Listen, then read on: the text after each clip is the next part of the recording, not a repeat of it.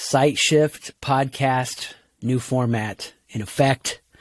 And so much fun because I have today with me a guest who's been on the podcast more than any other person, but we're going to do it like you've never been here. My man, Bret, all the way from Arizona. Bret Bruchard, so glad to have you on the show today. Awesome, man. Good to see you. It's going to be fun to jam in this format again. We jam so often, but now to do it publicly.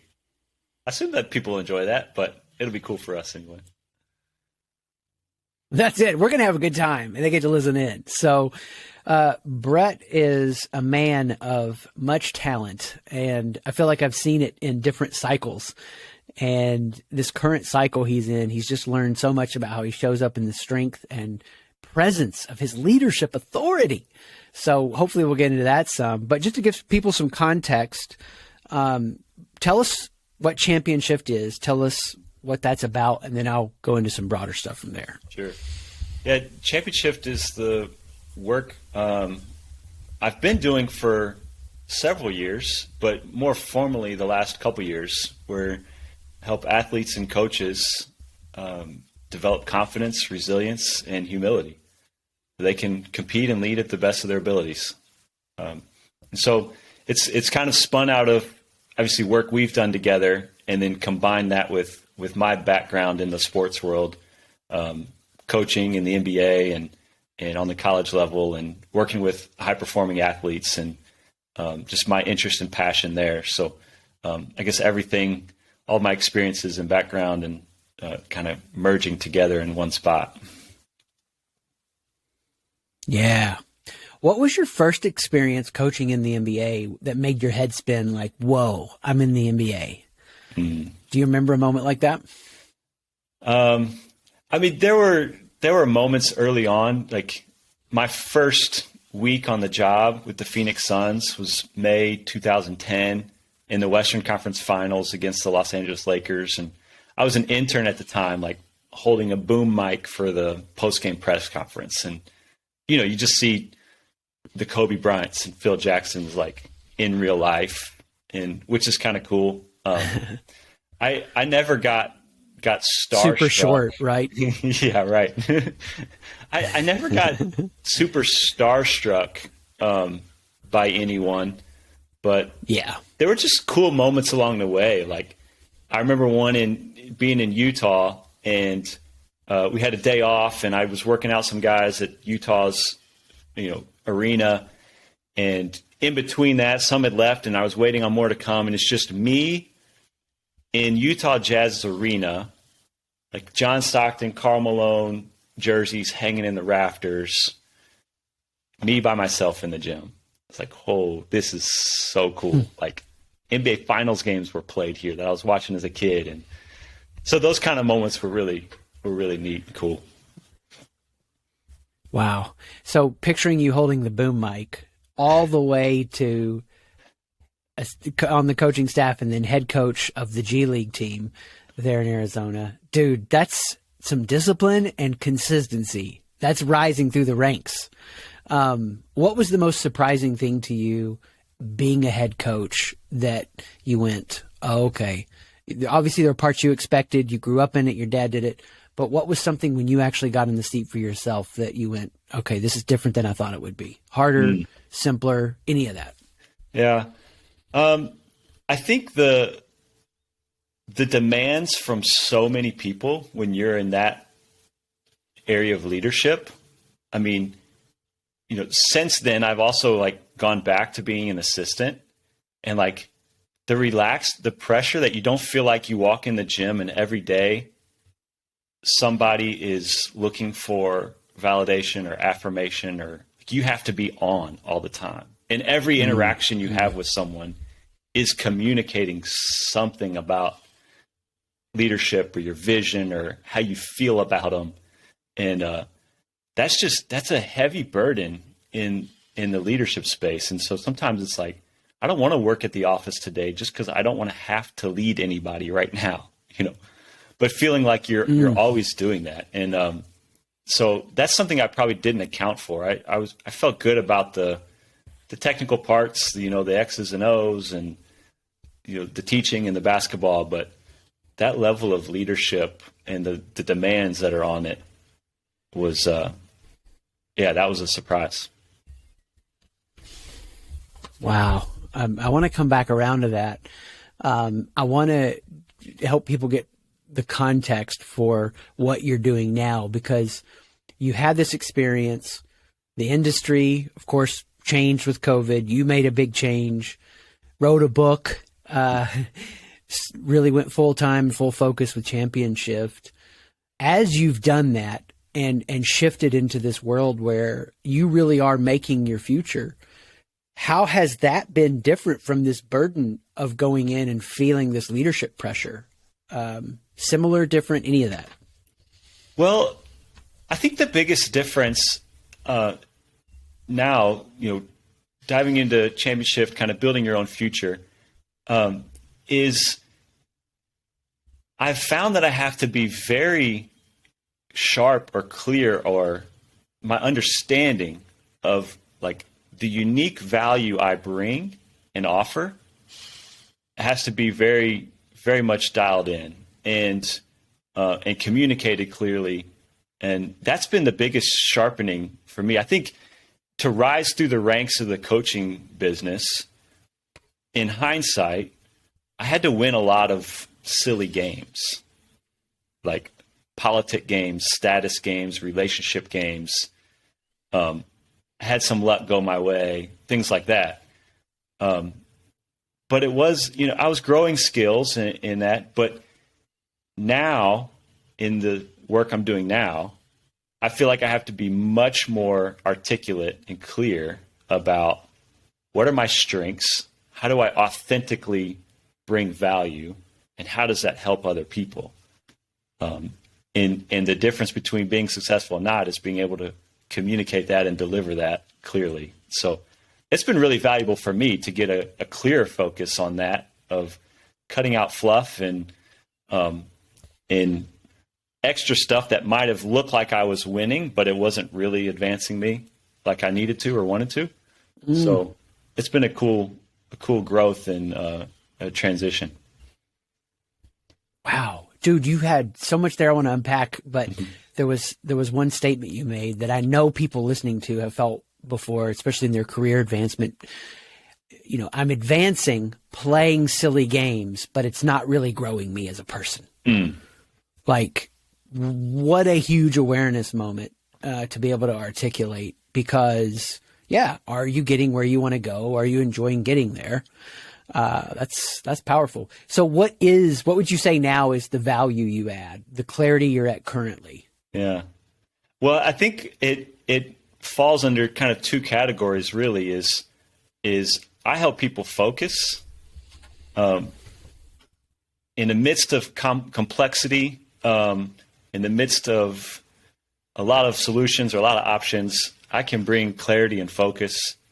And then I help people relax, like in the midst of high pressure, high stress, beating yourself down. I think I can help people take a deep breath and relax. So a lot of the work now I've been doing is just that, is help you remove distractions, relax under pressure, focus on what's most important, and keep growing. I'm laughing because for those that don't know, Bret also leads on our team at SightShift. And dude, like, that is exactly what happens. The number of times you're bringing this strength of leadership to the team to focus. And hey, it's going to be okay. We're doing what we need to be doing. Like, we just got to keep getting these reps, whatever the message is that you're bringing to us at the time. And then for sure what you've done with me, the number of times I've been on the ledge, it's just relax. And so for those that don't know, Bret and I, man, we've been through some stuff. We have written 5 books together. Is that the total number? I should know. So that's some time and effort and energy. And since while we're talking about this now, I might as well tell people the one in 2020, which you were the lead on, I was very, very small part, but Tell us about the book in 2020, just because I'm excited about it now while we're talking. Yeah, it was cool to finally distill all the work I was doing, kind of on the side and working it, but putting it into a very structured format. So the book is Catching Confetti, Developing the Mindset of a Champion. And we've essentially distilled down 7 essential mindsets to elite performance in a way to walk people through developing those mindsets and how they impact your performance. And so that was a fun project, and it's still been super beneficial. It's kind of been the core product and offering and messaging that ChampionShift is built around. So great way to impact athletes and coaches. Tell us what Catching Confetti means. Yeah, it came out of kind of a throwaway line in the book, but it was this idea, like my favorite moment of every sporting event. At the very end of a tournament or a season or wherever, they crown the champion, they fire off a bunch of confetti, and you see the champion just like there's this moment where they're basking in the shower of confetti, but you see this relief, joy, satisfaction, this letdown of playfulness. And you know the work it takes to get there, right? The sacrifice, the discipline, the pain, the struggle, the adversity, everything you got to go through to reach that point. But then just that playfulness in the shower of confetti. And so I think getting to that moment also requires a mindset of relaxed intensity, right? It's not a stressed, burnout, forceful way to get there. It's a relaxation. It's a playful. It's a focus, but it's a relaxed presence, and you got to let it come and cooperate with it. So, yeah, it's trying to capture that image and emotion all in one.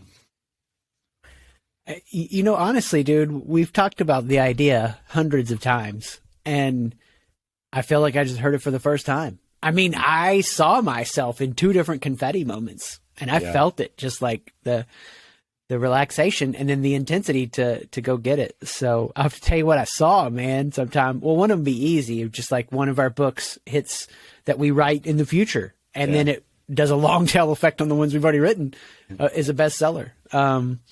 And beyond what we can already do with the Amazon bestseller, but the way the world sees it, not because we're playing the silly game, because we know what that means at the level we can impact people. Yeah. So I was feeling that, dude. Thank you. So we're kind of in this space already, and this will be a fun question I was excited to ask you. Tell me what you like about yourself the most. This is always an interesting question. You ask it a lot, and I think it's such a unique, powerful question. And I still don't know how to answer it well. I think the one thing I'm proud about for myself, I don't know if this will answer your question, but one thing I'm proud about is a couple years ago, made a decision when I was kind of making this transition in the work that I do, made the decision that I'm not going to be miserable on the way to being happy. I'm not going to toil in misery on my way to being able to retire and be happy. I want to enjoy the journey that I'm on while I'm on it. Not that it's not going to be struggle or hard, or it's going to be, a challenge, but choosing challenges that I enjoy and not, I guess, not sacrificing some of that, just to make it to retirement, so to speak. Some of that's financially, but also, health-wise and decisions I make along the way. And I feel like I've stayed true to that. Had opportunities to deviate from that approach, and I haven't, and I'm proud of that. Yeah, man, that's inspiring. I mean, the people that are listening or watching this, I would imagine almost everyone can identify with that reality, that we slip out of it so easy. And we're like, okay, I'm going to get to that spot and then I'm going to get to that spot and then. And I remember, 10 years ago thinking, man, once I accomplish this, then SightShift's going to be good. And I'm going to lose my mind. It'll be great. And and so now it's like, no, am I doing this out of the overflow of who I am, or am I trying to force this? Yeah. And that force creates all that buried stress. And I know you've never seen an athlete force something in a high performance moment out of stress and only to have it fall apart and get worse. Too many times. Is there a moment? Yeah, I was not to talk bad about a player or a game or whatever you could share with us. But is there a moment that comes to mind where it just hurt you to see it happen? Well, you just watch, there's a very clear example of a player that came into the Phoenix Suns and we drafted him, young prospect, has potential to be a really have a great career, long career, but could never get over the insecurities that he needed to in order to grow and develop and sustain a career. And it was sad watching him. I told our management at the time, they would poll the coaches and say, will this kid make it? What do you think his prospects are? And I said, he's going to have to get cut twice before he makes it, because his insecurities wouldn't allow him to make the growth and make the jumps that he needed to do. And that's exactly what happened. He bounced around to two other teams. He got cut twice. He ended up overseas, out of the league. And it's just sad. And I mean, at that point, that's kind of what had to happen. You couldn't really talk him out of it or differently. He kind of needed to go through that humbling. But yeah, so sad he couldn't get out of his own way, and he had the chance to. Wow. Dude, I feel like, that was exactly what happened with me. If you would have been watching on the side with the coaching staff, you're like, that guy can help people, but he's going to have to fall on his face first. And, there are some people that wake up in success, but there are some people that wake up in the challenge. I think just who you are and the consistency of that is such just an awesome thing to behold. What for you was like a moment, if any, that you can access where you really started to value awareness and growing yourself? Because when I think about you and your story, it's like it's always been there. Was there any kind of moment where the light bulb maybe clicked on, or it was dim but just got brighter? Yeah, I don't know if a single moment. Definitely in college, accelerated my hunger for growth. And maybe a multitude of factors. Just my college basketball coach, super into teaching and leadership and reading, and so always giving us books. I never was much of a reader until I got to college, and then just started devouring all these, leadership books and self-improvement stuff. And I was at a school, we were having chapel services 3 times a week, and just devouring all these different thought leaders and ideas and making sense of it all. I remember graduating college and I was working 3 part-time jobs, getting my master's, living in the back of a barbershop all at the same time. And I distinctly remember I broke my life down into 5 areas of places I could improve, like physical, mental, emotional, whatever it was, professionally, relationally. And I had a list, and I said, every moment of every day, I need to be doing one of these things. Like, never miss an opportunity. Like, so intense, right?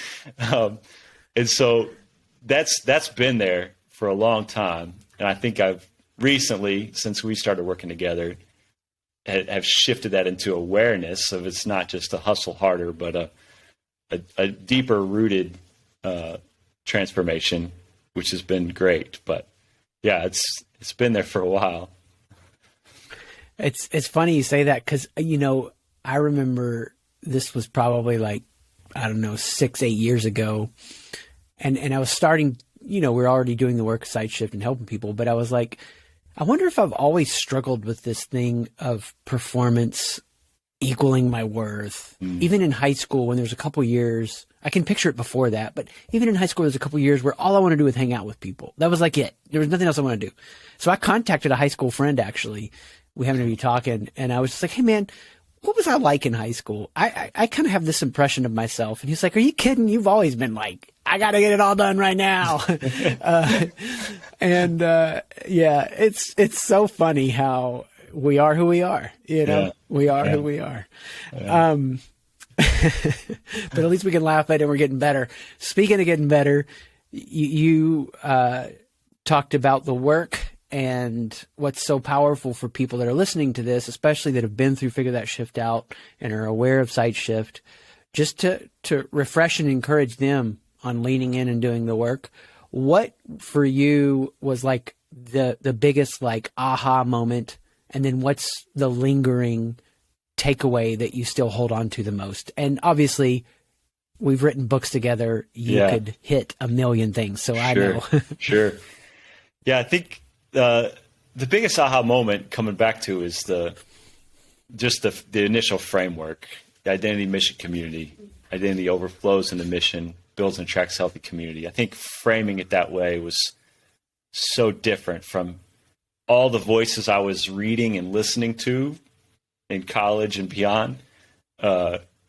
Just kind of flipped that on its head and made so much sense and was so freeing and just set up so much else. So that was the biggest like hit right at the beginning. And then I think the lingering effect is that almost everything just comes back to mindset.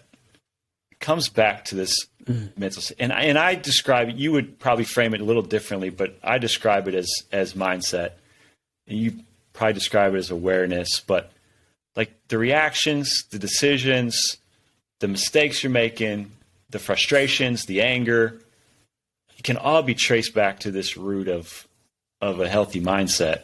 And so I think that's the lingering thing to me of like, keep sharpening that tool, that mindset, keep raising that awareness, paying attention, and everything else kind of flows from that. So that's been the lingering. It's kind of what's led to the work with Catching Confetti and ChampionShift, positioning it as a mindset training, because I think that is where it starts, and a lot flows out of that.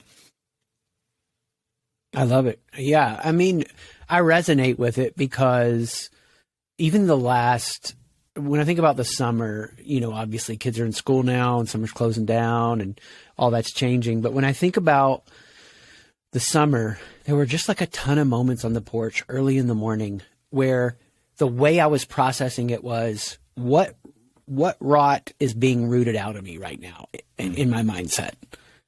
Because I'm wanting, you know, new levels bring new devils. If I feel like this summer I really got a vision of I've only reached 5% of my potential, what's that rest look like? Where does my mindset show up in a rotten way?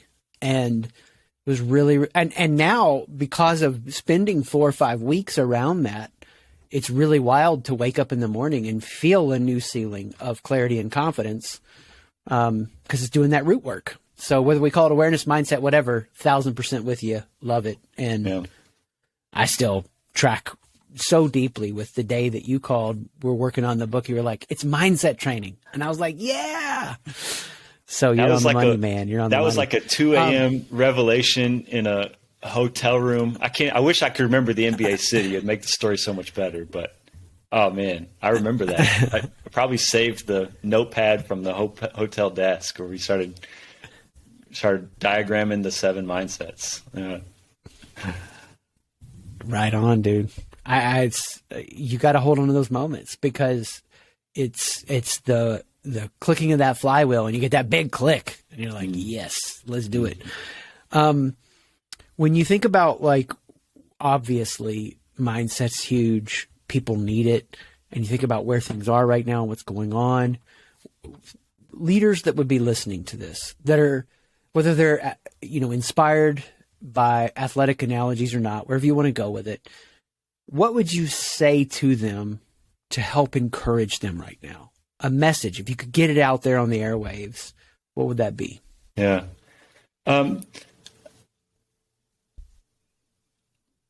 I would start with this, is being able to reframe every moment. So if you can take a moment where you're frustrated, where you're stuck, you're angry, where you're feeling invalidated or imposed on, you can reframe it in a way that makes you resilient or makes you relaxed, or in a way that it will help you grow. And so I've asked myself that question a lot. When I feel stuck, challenge is too big, too daunting to take on, or the enemies are too loud. How can I reframe this for growth to keep going?